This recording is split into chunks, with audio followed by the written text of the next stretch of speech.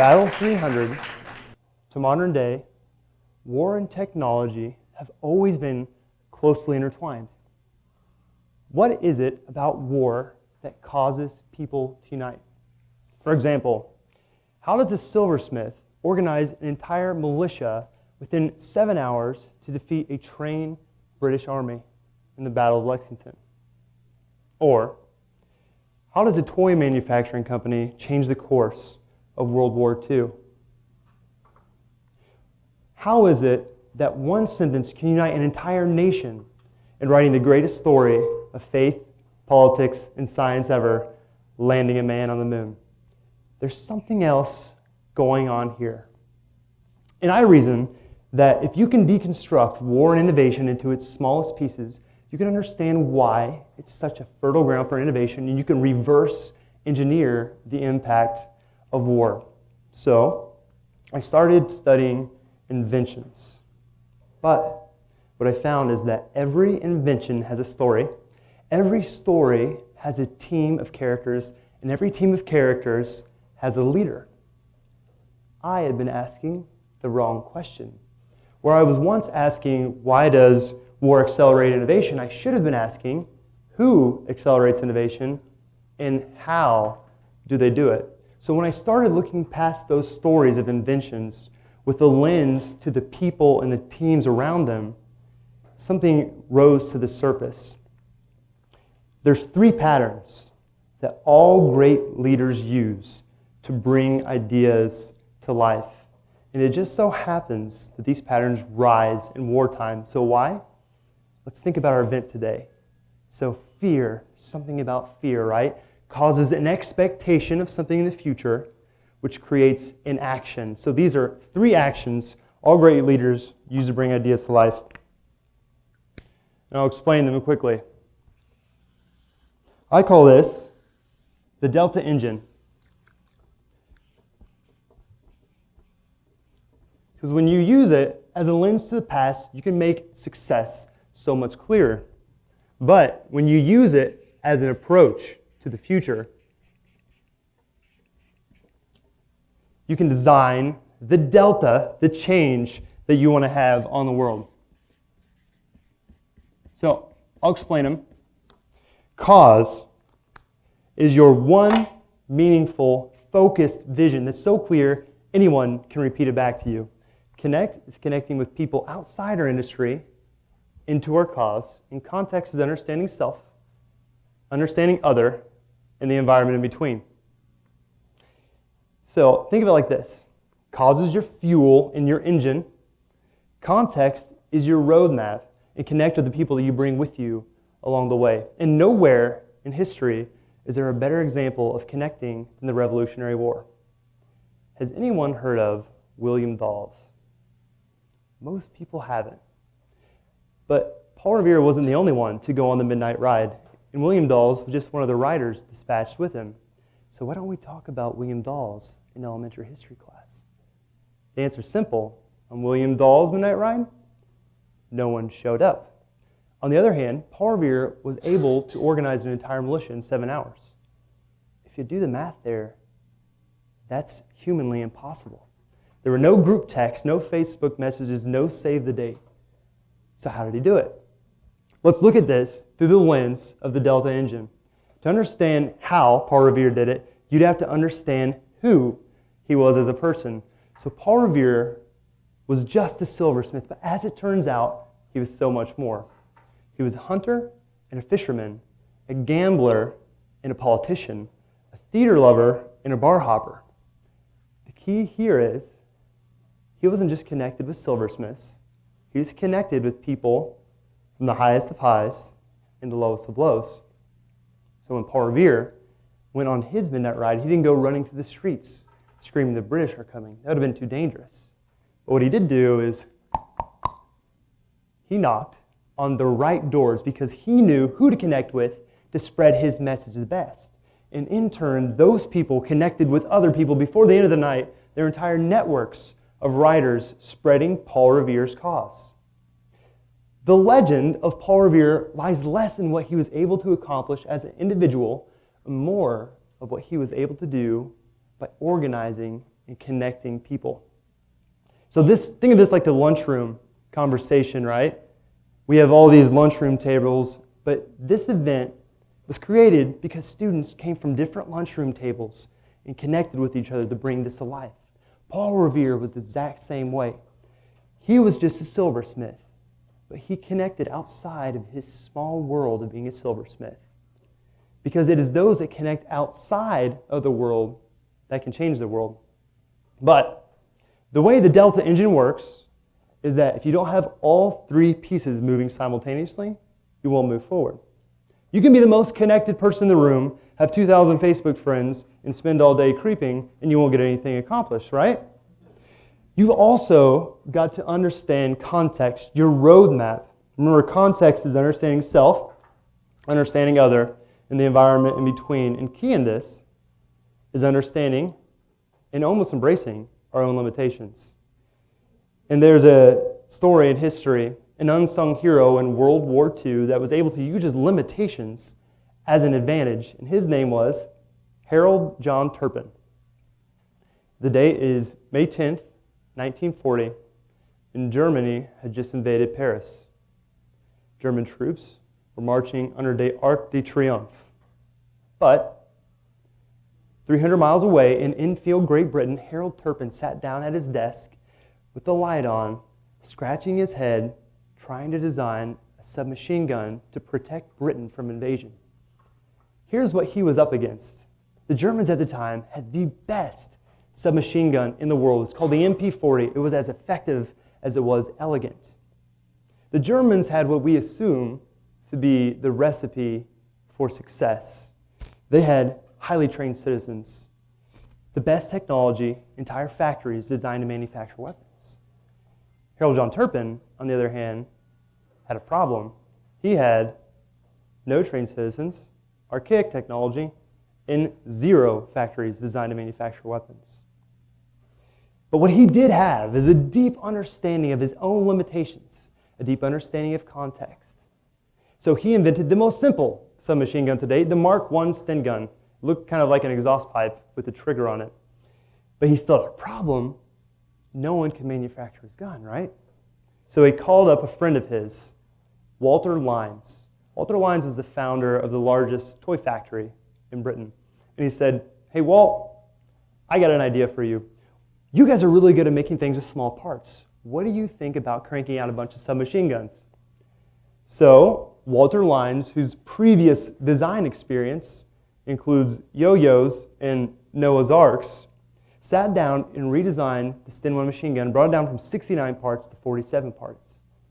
The Sten 1 machine gun was effectively the exact opposite of the German MP40. Where the MP40 was effective and complex, the Sten 1 machine gun was simple and crude, was 47 parts and could be built in 5 man-hours. But when it came time for combat, both guns performed equally at close range. And as it turns out, the Germans don't get outfought in World War II. They got out-manufactured. Where the Germans were trying to win a gun show, the British were simply protecting their freedom. And it was all because one man embraced his own limitations, and you see how this works, used it as a way to connect in, like Paul Revere, a toy manufacturer, where thrived where he fell short. You see, Harold John Turpin had a goal, and that was to protect his country. But he also had the vulnerability to embrace his own limitations, and it's only when we embrace our limitations can we become limitless. But you may have noticed, both of these are tied to cause. And if you don't have cause, you basically have nothing. You can have all the people on the bus. You can know exactly where to go. You know your roadmap.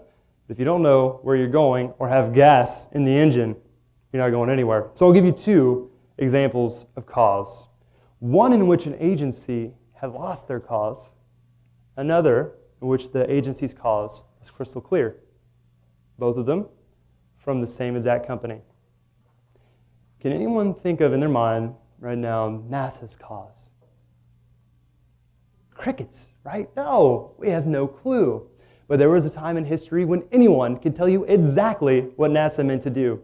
In 1962, John F. Kennedy said it best. He said, "We will put a man on the moon by the end of the decade." And 7 years later, on July 20th, 1969, Apollo commander Neil Armstrong stepped off the Lunar Command Vehicle and was the first man on the moon. So, in these years was NASA's greatest leap of innovation. And the narrative of the space race usually goes like this. 3 brave astronauts and our nation's youngest president fly to the moon, winning peace for all mankind.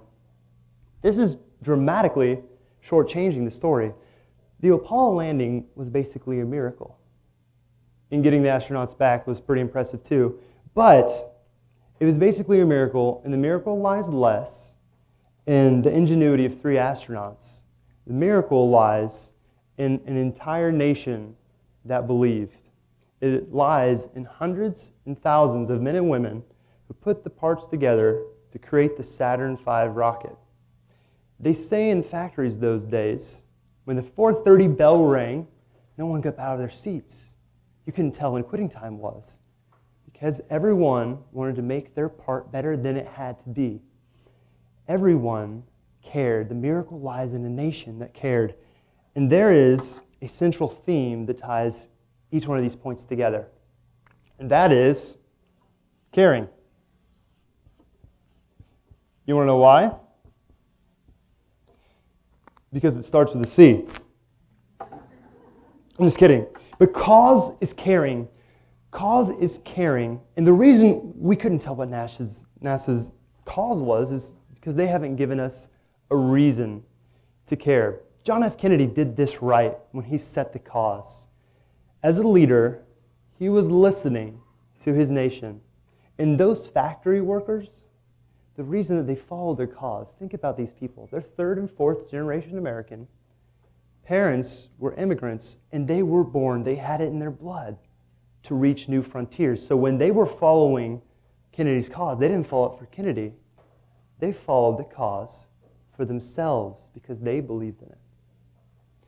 So, these 2 things are connected to cause. And you may be thinking, but the last story was not an example of war. That's exactly the point. So a nation got together and was able to reverse engineer war and use it for good. The space race, in effect, kept the Cold War cold. And so when we look at this, we can imagine what Kennedy's cause was, reverse engineering the impact of war. So my question is this: why war? Why conflict? Why violence? In looking for the answer to why war accelerates innovation, I accidentally found the answer to the 3 actions that all great leaders take to bring ideas to life. And I imagine a world where we don't have to wait for a crisis to have this type of impact on the world.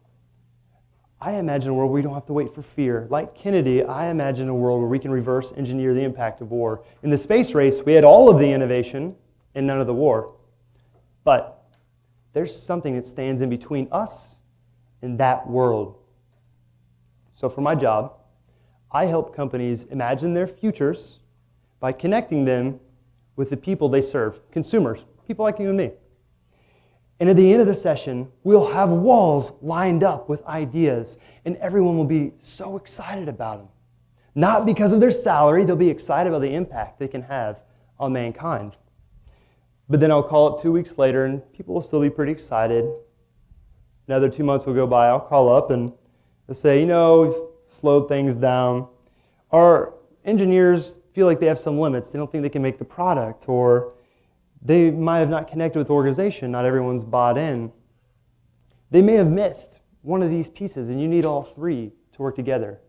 And then I'll call back a year later, where I'll be walking by a shelf, and I'll notice a product that has nothing to do with the original idea that we imagined. This breaks my heart. This breaks my heart, and I don't want this to happen anymore. We all have an idea in our head, an idea that we can believe can come to life. and in our schools, in our nations, in our work, in our life, we can start using a couple methods to reverse engineer and bring that idea to life. So think of that idea in your head, and we'll take this from a history lesson to something we can apply today. So, like Kennedy, when we're creating our cause, think about your goal. How does that impact mankind? What is the clear, focused vision that you have? For every goal, for every cause that we have, write down what are all the limitations and all of the skills necessary to make that idea happen. Take a page out of Harold John Turpin's book and recognize where we're weak, and then use that, the vulnerability, as an opportunity to connect, like Paul Revere, to people who are very different than us, who have different perspectives, different backgrounds, but more importantly, connect with people that care about your cause. So, as I look out here, I'm looking at our future. You guys are the future of the new world. And the future isn't just a place where we can go. The future is a place that we can invent together. And it is those who understand their vulnerabilities and accept their limitations that become limitless. Who connect outside of their world, like Paul Revere, that change their world, and who have a cause to challenge us to be better than we can be together, who have the power to reverse engineer war and change the world. Thank you.